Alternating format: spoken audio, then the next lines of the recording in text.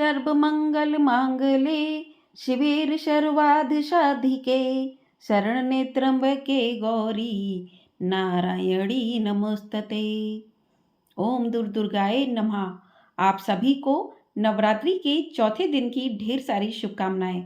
नवरात्रि के चौथे दिन माँ कुष्मांडा का पूजन किया जाता है। आपको हमारे चैनल पर माँ कुष्मांडा की पूजा विधि, प्रिय रंग, प्रिय भोग, प्रिय बीज मंत्र, कथा और आरती सुनने को मिलेगी, तो चैनल को सब्सक्राइब करके ज़रूर रखिएगा। और आज हम सुनेंगे दुर्गा सप्तशती पाठ का 5वां, 6ठा, 7वां और 8वां अध्याय। तो चलिए शुरू करते हैं। 5वें अध्याय में देवताओं द्वारा देवी की स्तुति का वर्णन मिलता है।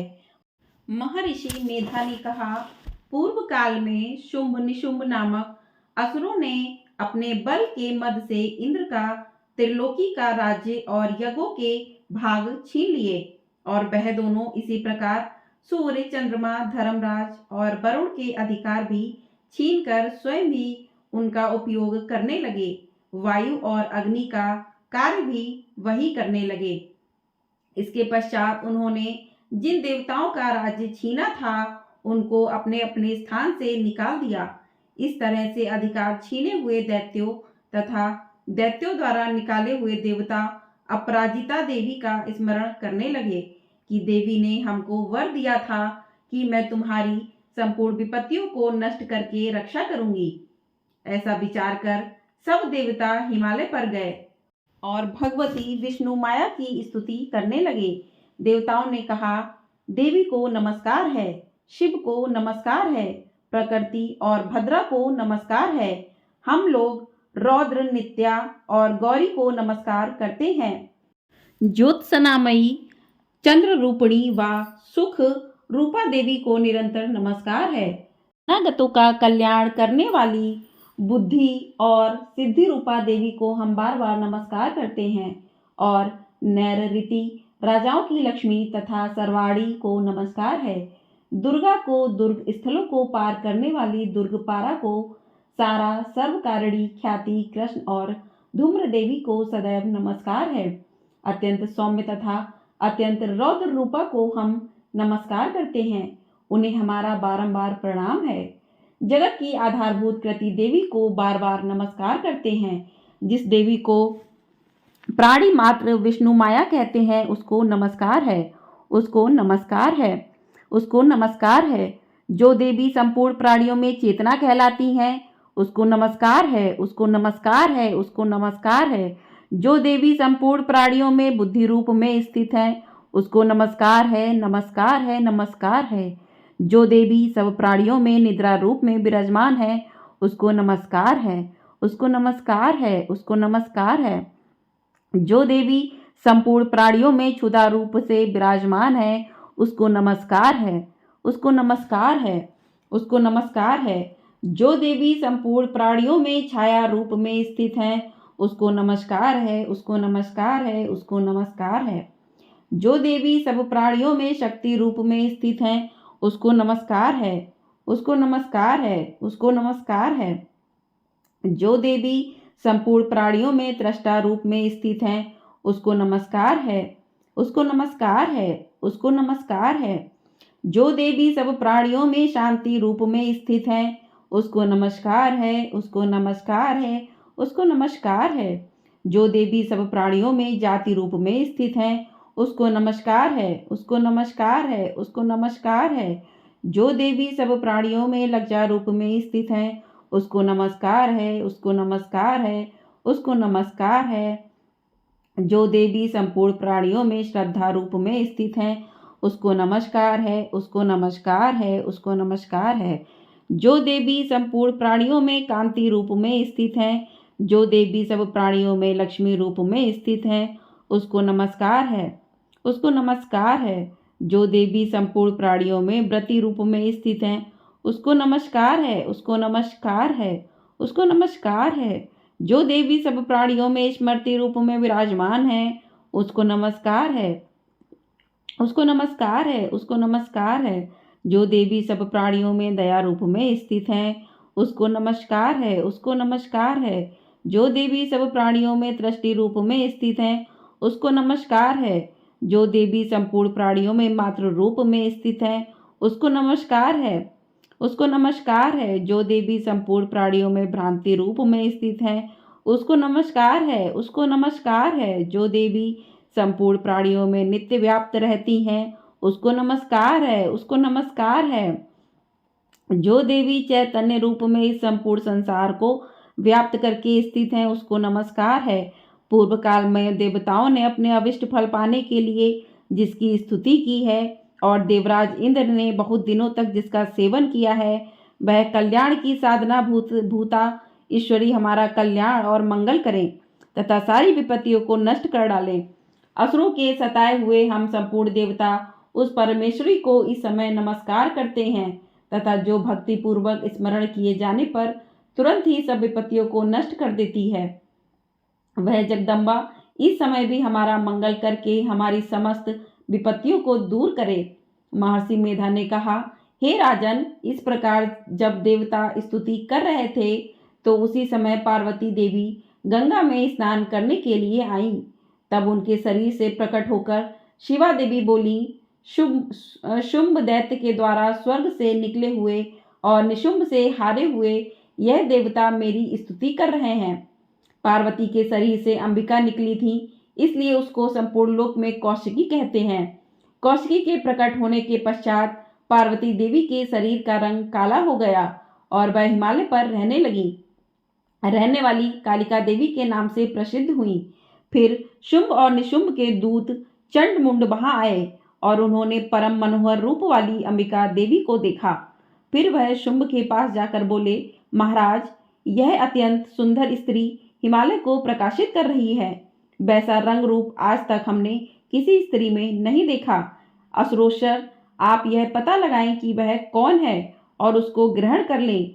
वह स्त्री स्त्रियों में रत्न है। वह अपनी कांति से दशों दिशाओं को प्रकाशित करती हुई वहां स्थित है, इसलिए आपका उसको देखना उचित है। हे प्रभु, तीनों लोकों के हाथी, घोड़े और मणि इत्यादि जितने रत्न हैं, वह सब इस समय आपके घर में शोभायमान है। हाथियों में रत्न रूप ऐरावत हाथी और उच्चेश्वरा नामक घोड़ा तो आप इंद्र से ले आए हैं। हंसों द्वारा जुता हुआ विमान जो कि ब्रह्मा जी के पास था, अब भी आपके पास है, और यह महापद्म नामक खजाना आपने कुबेर से छीना है। समुद्र ने आपको सदा खिले हुए फूलों की किंजुकनी नामक माला दी है। वरुण का कंचन की वर्षा करने वाला छत्र आपके पास है। रथों में श्रेष्ठ प्रजापति का रथ भी आपके पास है। और हे दैत्येंद्र, मृत्यु से उत्क्रांतिका नामक शक्ति भी आपने छीन ली है, और वरुण का पाश भी आपके भ्राता निशुंभ के अधिकार में है। और जो अग्नि में ना जल सके ऐसे 2 वस्त्र भी अग्निदेव ने आपको दिए हैं। हे दैत्यराज, इस प्रकार सारी रत्न रूपी वस्तुएं आप संग्रह कर चुके हैं, तो फिर आप यह कल्याणकारी स्त्रियों में रत्न रूप अनुपम स्त्री आप क्यों नहीं ग्रहण करते? महर्षि मेधा बोले, चंडमुंड का यह वचन सुनकर शुंभ ने विचारा कि सुग्रीव को अपना दूत बनाकर देवी के पास भेजा जाए। प्रथम उसको सब कुछ समझा दिया और कहा कि वहां जाकर तुम उसको अच्छी तरह से समझाना और एक उपाय करना जिससे वह प्रसन्न होकर तुरंत मेरे पास चली आए। भली प्रकार समझाकर कहना। दूत सुग्रीव पर्वत के उस रमणीय भाग में पहुंचा जहां देवी रहती थीं। दूत ने कहा, हे देवी, दैत्यों का राजा शुंभ, जो इस समय तीनों लोकों का स्वामी है, मैं उसका दूत हूँ और यहाँ तुम्हारे पास आया हूँ। संपूर्ण देवता उसकी आज्ञा एक स्वर से मानते हैं।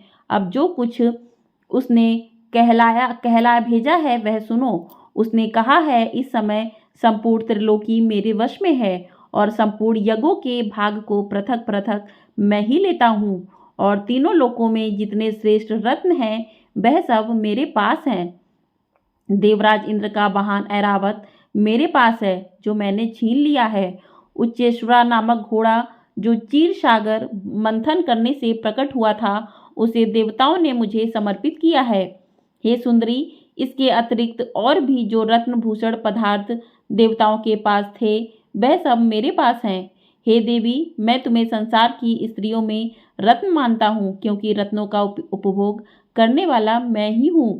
हे चंचल कटाव वाली सुंदरी, यह मैं तुझ पर छोड़ता हूँ कि तू मेरे या मेरे भाई महापराक्रमी निशुंभ की सेवा में आ जाए। यदि तू मुझे वरेगी तो मुझे अतुल महान ऐश्वर्य की प्राप्ति होगी। अतः तुम अपनी बुद्धि से यह विचार कर मेरे पास चली आओ। महर्षि मेधा ने कहा।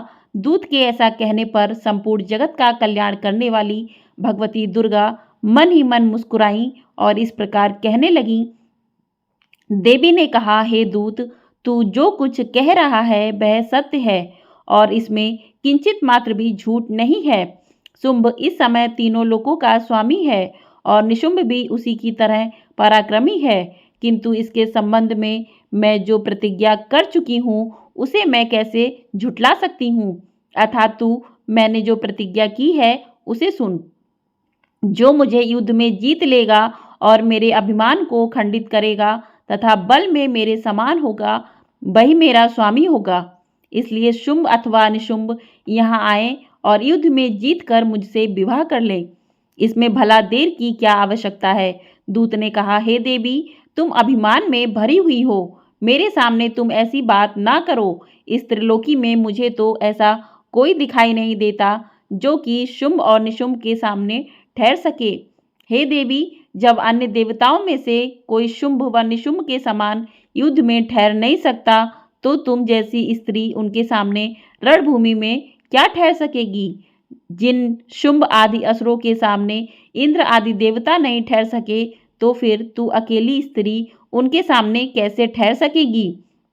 अतः तुम मेरा कहना मानकर उनके पास चली जाओ, नहीं तो जब वह तुम्हें केस पकड़कर घसीटते हुए ले जाएंगे तो तुम्हारा गौरव नष्ट हो जाएगा। इसलिए मेरी बात मान लो। देवी ने कहा, जो कुछ तुमने कहा ठीक है। शुंभ और निशुंभ बड़े बलवान हैं, लेकिन मैं क्या कर सकती हूँ, क्योंकि मैं बिना विचारे प्रतिज्ञा कर चुकी हूँ। इसलिए तुम जाओ और मैंने जो कुछ भी कहा वह सब आदरपूर्वक आसुरेंद्र से कह दो। इसके पश्चात जो वह उचित समझें करें। इस प्रकार से 5वां अध्याय समाप्त होता है। बोलिए माँ भगवती की जय। अब सुनते हैं छठा अध्याय। छठे अध्याय में धूम्रलोचन वध का वर्णन किया गया है।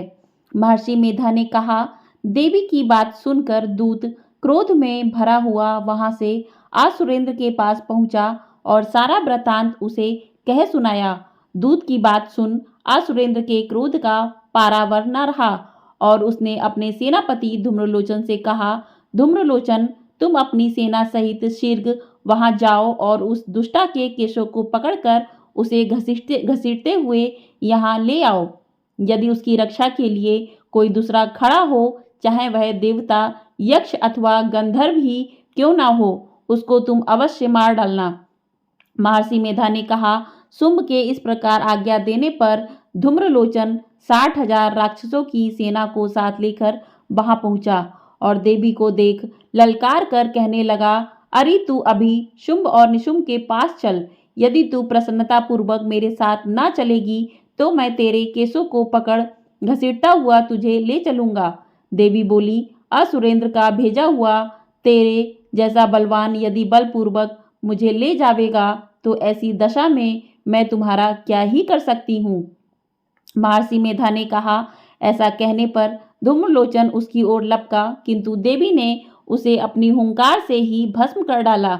यह देखकर असुर सेना क्रुद्ध होकर देवी की ओर बढ़ी, परंतु अंबिका ने उन पर तीखे बाणों, शक्तियों तथा फर्शों की वर्षा आरंभ कर दी। इतने में देवी का वाहन भी अपनी ग्रीवा के बालों को झटकता हुआ और बड़ा भारी शब्द करता हुआ असुर सेना में कूद पड़ा। उसने कई असुर अपने पंजों से, कई अपने जबड़ों से और कई को धरती पर पटक पटक कर अपनी दाढ़ों से घायल करके मार डाला। उसने कई असुरों के अपने नख के पेट फाड़ डाले और कई असुरों का तो केवल थप्पड़ मारकर सिर धड़ से अलग कर दिया। कई असुरों की भुजाएं और सिर तोड़ डाले और गर्दन के बालों को हिलाते हुए उसने कई असुरों को पकड़कर उनके पेट फाड़कर उनका रक्त पी डाला। इस प्रकार देवी के उस महाबलवान सिंह ने क्षण भर में असुर सेना को समाप्त कर दिया। शुंभ ने जब यह सुना कि देवी ने धूम्रलोचन असुर को मार डाला है और उसके सिंह ने सारी सेना का संहार कर डाला है, तब उसको बड़ा क्रोध आया। उसके मारे क्रोध के ओठ फड़फड़ाने लगे और उसने चंड तथा मुंड नामक महाअसुरों को आज्ञा दी कि हे चंड, हे मुंड, तुम अपने साथ एक बड़ी सेना लेकर वहां जाओ और उस देवी के बाल पकड़कर उसे तुरंत बांधकर यहाँ ले आओ। यदि उसको यहाँ लाने में किसी प्रकार का संदेह हो तो अपनी सेना सहित उससे लड़ते हुए उसको मार डालो, और जब वह दुष्टा और उसका सिंह दोनों मारे जावें तब भी उसको बांधकर यहाँ ले आना। इस प्रकार से छठा अध्याय समाप्त होता है। बोलिए माँ भगवती की जय। अब सुनते हैं सातवां अध्याय, जिसमें चंड और मुंड का वध का वर्णन किया गया है। महर्षि मेधा ने कहा, दैत्यराज की आज्ञा पाकर चंड और मुंड चतुरंगनी सेना को साथ लेकर हथियार उठाए हुए देवी से लड़ने के लिए चल दिए। हिमालय पर्वत पर पहुंचकर उन्होंने मुस्कुराती हुई देवी जो सिंह पर बैठी हुई थी देखा।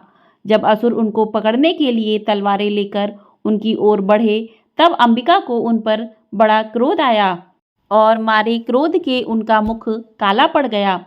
उनकी भ्रुकुटियां चढ़ गईं और उनके ललाट में से अत्यंत भयंकर तथा अत्यंत विस्तृत मुख वाली लाल आंखों वाली काली प्रकट हुई, जो कि अपने हाथों में तलवार और पाश लिए हुए थीं। वह विचित्र खंडक धारण किए हुए थीं तथा चीते के चर्म की साड़ी एवं नरमुंडों की माला पहन रखी थी। उसका मांस सूखा हुआ था और शरीर केवल हड्डियों का ढांचा था, और जो भयंकर शब्द से दिशाओं को पूर्ण कर रही थी वह असुर सेना पर टूट पड़ी और दैत्यों का भक्षण करने लगी। वह पार्श्व वृक्ष को अंकुशधारी महावतों, हाथियों पर सवार योद्धाओं और घंटा सहित हाथियों को एक हाथ में पकड़ पकड़ कर अपने मुंह में डाल रही थी, और इसी प्रकार वह घोड़ों, रथों, सारथियों व रथों में बैठे हुए सैनिकों को मुंह में डालकर भयानक रूप से चबा रही थी। किसी के केस पकड़कर, किसी को पैरों से दबाकर और किसी दैत्य को छाती से मसलकर मार रही थी। वह दैत्य के छोड़े हुए बड़े बड़े अस्त्र शस्त्रों को मुंह में पकड़कर और क्रोध में भर उनको दांतों में पीस रही थी। उनके कई बड़े बड़े असुर भक्षण कर डाले, कितनों को रौंद डाला और कितनी उसकी मार के मारे भाग गए। कितनों को उसने तलवार से मार डाला, कितनों को अपने दांतों से समाप्त कर दिया, और इस प्रकार से देवी ने क्षण भर में संपूर्ण दैत्य सेना को नष्ट कर दिया। यह देख महापराक्रमी चंड काली देवी की ओर पलका और मुंड ने भी देवी पर अपने भयानक बाणों की वर्षा आरंभ कर दी और अपने हजारों चक्र उस पर छोड़े। उस समय वह चमकते हुए बाण व चक्र देवी के मुख में प्रविष्ट हुए इस प्रकार दिख रहे थे जैसे मानो बहुत से सूर्य मेघों की घटा में प्रविष्ट हो रहे हों। इसके पश्चात भयंकर शब्द के साथ काली ने अत्यंत जोश में भरकर विकट अट्टहास किया। उसका भयंकर मुख देखा नहीं जाता था। उसके मुख में श्वेत दांतों की पंक्ति चमक रही थी। फिर उसने तलवार हाथ में लेकर हूं शब्द कहकर चंड के ऊपर आक्रमण किया और उसके केस पकड़कर उसका सिर काट कर अलग कर दिया। चंड को मरा हुआ देखकर मुंड देवी की ओर लपका, परंतु देवी ने क्रोध में भरे उसे भी अपनी तलवार से यमलोक पहुंचा दिया। चंड और मुंड को मरा हुआ देखकर उसकी बाकी बची हुई सेना वहां से भाग गई।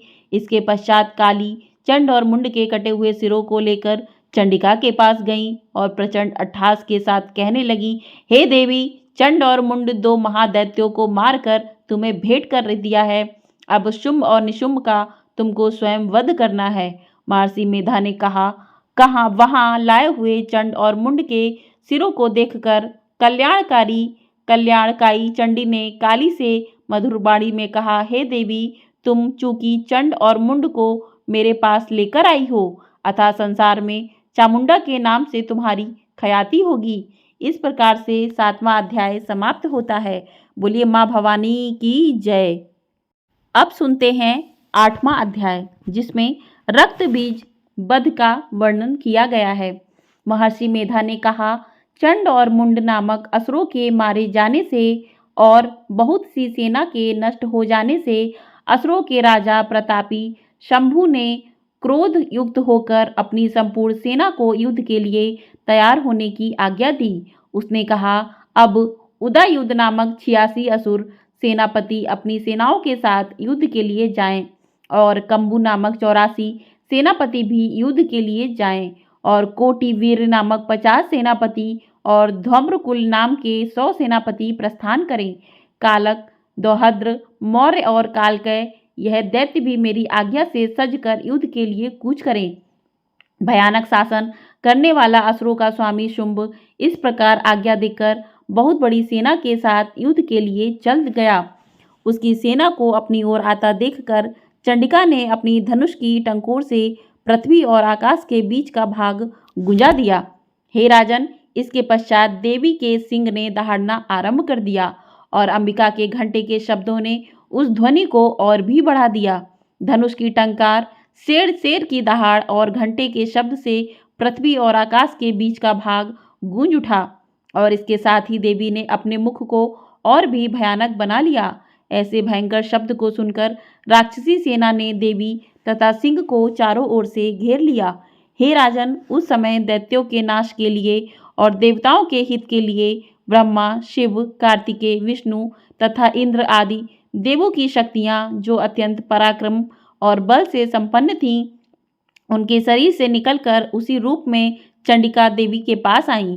जिस देवता का जैसा रूप था, जैसे आभूषण थे और जैसा वाहन था, वैसा ही रूप, आभूषण और वाहन लेकर उन देवताओं की शक्तियां दैत्यों से युद्ध करने के लिए आईं। हंस युक्त विमान में बैठकर और रुद्राक्ष की माला तथा कमंडलू धारण करके ब्रह्मा जी की शक्ति आईं। वृषभ पर सवार होकर, हाथ में त्रिशूल लेकर, महानांग का कंकड़ पहनकर, चंद्र रेखा से भूषित होकर भगवान शंकर की शक्ति महेश्वरी आई, और मोर पर आरूढ़ होकर हाथ में शक्ति लिए दैत्यों से युद्ध करने के लिए कार्तिकेय जी की शक्ति उन्हीं का रूप धारण करके आई। भगवान विष्णु की शक्ति गरुड़ पर सवार होकर शंख, चक्र, श्राद्ध, गदा, धनुष तथा खंडक हाथ में लिए हुए आई। श्री हरि की शक्ति बाराही, बारहा का शरीर धारण करके आई, और नरसिंह के समान शरीर धारण करके उनकी शक्ति नारसिंही भी आई। उसकी गर्दन के झटकों से आकाश के तारे टूट पड़ते थे, और इस प्रकार देवराज इंद्र की शक्ति ऐन्द्री भी ऐरावत के ऊपर सवार होकर आई। पश्चात इन देव शक्तियों से घिरे हुए भगवान शंकर ने चंडिका से कहा, मेरी प्रसन्नता के लिए तुम शीघ्र ही इन असुरों को मारो। इसके पश्चात देवी के शरीर में से अत्यंत उग्र रूप वाली और सैकड़ों गीदड़ियों के समान आवाज करने वाली चंडिका शक्ति प्रकट हुई। उस अपराजिता देवी ने धूमिल जटा वाले भगवान श्री शंकर से कहा, हे प्रभु, आप मेरी ओर से दूत बनकर शुंभ और निशुंभ के पास जाइए और उन अत्यंत गर्वीले दैत्यों से कहिए तथा उनके अतिरिक्त और भी जो दैत्य वहां युद्ध के लिए उपस्थित हों, उनसे भी कहिए, जो तुम्हें अपने जीवित रहने की इच्छा हो तो त्रिलोकी का राज्य इंद्र को दे दो। देवताओं को उनका यज्ञ भाग मिलना आरंभ हो जाए और तुम पाताल को लौट जाओ। किंतु यदि बल के गर्भ से तुम्हारी लड़ने की इच्छा हो तो फिर आ जाओ, तुम्हारे मांस से मेरी योगिनियां तृप्त होंगी। चूंकि उस देवी ने भगवान शंकर को दूत के कार्य में नियुक्त किया था, इसलिए वह संसार में शिवदूती के नाम से विख्यात हुई। भगवान शंकर ने देवी का संदेश पाकर उन दैत्यों के क्रोध का कोई आर पार न रहा, और वह जिस स्थान पर देवी विराजमान थी वहां पहुँचे, और जाने के साथ ही उस पर बाणों और शक्तियों की वर्षा करने लगे।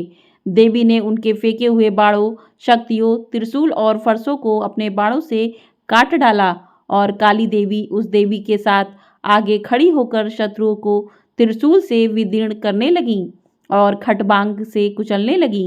ब्राह्मणी जिस तरफ दौड़ती थी उसी तरफ अपने कमंडलू का जल छिड़ककर दैत्यों के वीर्य व बल को नष्ट कर देती थी, और इसी प्रकार महेश्वरी त्रिशूल से, वैष्णवी चक्र से और अत्यंत कोप वाली कुमारी शक्ति द्वारा असुरों को मार रही थी, और ऐन्द्री के बाजू के प्रहार से सैकड़ों दैत्य रक्त की नदियां बहाते हुए पृथ्वी पर सो गए।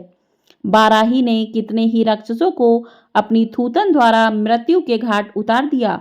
दाढ़ों के अग्रभाग से कितने ही राक्षसों की छाती को चीर डाला, और चक्र की चोट से कितनों को ही विदीर्ण करके धरती पर डाल दिया। बड़े बड़े राक्षसों को नरसिंही अपने नखों से विदीर्ण करके भक्षण कर रही थी और सिंहनाद से चारों दिशाओं को गुंजाती हुई रणभूमि में विचरण कर रही थी। शिवदूती के प्रचंड अट्टहास से कितने ही दैत्य भयभीत होकर पृथ्वी पर गिर पड़े और उनके गिरते ही वह उनको भक्षण कर गई। इस तरह क्रोध में भरे हुए मातृगणों द्वारा नाना प्रकार के उपायों से बड़े बड़े असुरों को मरते हुए देखकर राक्षसी सेना भाग खड़ी हुई और उनको इस प्रकार भागता हुआ देखकर रक्तबीज नामक पराक्रमी राक्षस क्रोध में भरकर युद्ध के लिए आगे बढ़ा। उसके शरीर में से रक्त की बूंदें पृथ्वी पर जैसे ही गिरती थीं, तुरंत वैसे ही शरीर वाला तथा वैसा ही बलवान दैत्य पृथ्वी में उत्पन्न हो जाता था। रक्तबीज गदा हाथ में लेकर ऐन्द्री के साथ युद्ध करने लगे। जब ऐन्द्री शक्ति ने अपने वज्र से उसको मारा तो घायल होने के कारण उसके शरीर से बहुत सा रक्त बहने लगा और उसकी प्रत्येक बूंद से उसके समान ही बलवान तथा महापराक्रमी अनेकों दैत्य भयंकर रूप में प्रकट हो गए। वह सबके सब दैत्य बीज के समान ही बलवान और तेज वाले थे। वह भी भयंकर अस्त्र शस्त्र लेकर देवियों के साथ लड़ने लगे। जब ऐन्द्री के वज्र प्रहार से उसके मस्तक पर चोट लगी और रक्त बहने लगा तो उसमें से हजारों ही पुरुष उत्पन्न हो गए। वैष्णवी ने चक्र से और ऐन्द्री ने गदा से रक्त बीज को चोट पहुंचाई और वैष्णवी के चक्र से घायल होने पर उसके शरीर से जो रक्त बहा उससे हजारों महाअसुर उत्पन्न हुए, जिनके द्वारा यह जगत व्याप्त हो गया। कौमारी ने शक्ति से, बाराई ने खड्ग से और महेश्वरी ने त्रिशूल से उसको घायल किया। इस प्रकार क्रोध में भरकर उस महादैत्य ने सब मात्र शक्तियों पर पृथक पृथक गदा से प्रहार किया और माताओं ने शक्ति तथा शूल इत्यादि से उसको बार बार घायल किया। उसके सैकड़ों महादैत्य उत्पन्न हुए और इस प्रकार उस रक्त बीज के रुधिर से उत्पन्न हुए असुरों से संपूर्ण जगत व्याप्त हो गया, जिससे देवताओं को भय हुआ। देवताओं को भयभीत देखकर चंडिका ने काली से कहा, हे चामुंडे, अपने मुख को बड़ा करो और मेरे शस्त्रघात से उत्पन्न हुए रक्त बिंदुओं तथा रक्त बिंदुओं से उत्पन्न हुए महाअसुरों को तुम अपने इस मुख से भक्षण करती जाओ। इस प्रकार रक्त बिंदुओं से उत्पन्न हुए महादैत्यों को भक्षण करती हुई तुम रणभूमि में विचरो। इस प्रकार रक्त क्षीण होने से यह दैत्य नष्ट हो जाएगा। तुम्हारे भक्षण करने के कारण अन्य दैत्य नहीं होंगे। काली से इस प्रकार कहकर चंडिका देवी ने रक्त बीज पर अपने त्रिशूल से प्रहार किया और काली देवी ने अपने मुख में उसका रक्त ले लिया। तब उसने गदा से चंडिका पर प्रहार किया। प्रहार से चंडिका को तनिक भी कष्ट न हुआ, किंतु रक्त बीज के शरीर से बहुत सा रक्त बहने लगा। लेकिन उसके गिरने के साथ ही काली ने उसको अपने मुख में ले लिया। काली के मुख में उस रक्त से जो असुर उत्पन्न हुए उनको उसने क्षण भक्षण कर लिया और रक्त को पीती हुई तदंतर देवी ने रक्त बीज को, जिसका की खून काली ने पिया था, चंडिका ने उस दैत्य को वज्र, बाण, खंडक तथा ऋषि इत्यादि से मार डाला। हे राजन, अनेक प्रकार के शस्त्रों से मारा हुआ और खून से वंचित वह महादैत्य रक्त बीज पृथ्वी पर गिर पड़ा। हे राजन, उसके गिरने से देवता अत्यंत प्रसन्न हुए और माताएं उस असुरों का रक्त पीने के पश्चात उद्यत होकर नृत्य करने लगीं। इस प्रकार से 8वां अध्याय समाप्त होता है। बोलिए माँ भवानी शेरावाली मैया की जय। आपको हमारे चैनल पर दुर्गा नवरात्रि के 9 रूपों की कथा, पूजा विधि और दुर्गा सप्तशती के पाठ के सभी अध्याय सुनने को मिलेंगे। तो चैनल को सब्सक्राइब नहीं किया है तो चैनल को सब्सक्राइब ज़रूर कर लें और साथ ही बेल आइकन प्रेस अवश्य कर दें। तो कमेंट बॉक्स में लिखिए जय माता दी, जय माँ भवानी शेरावाली।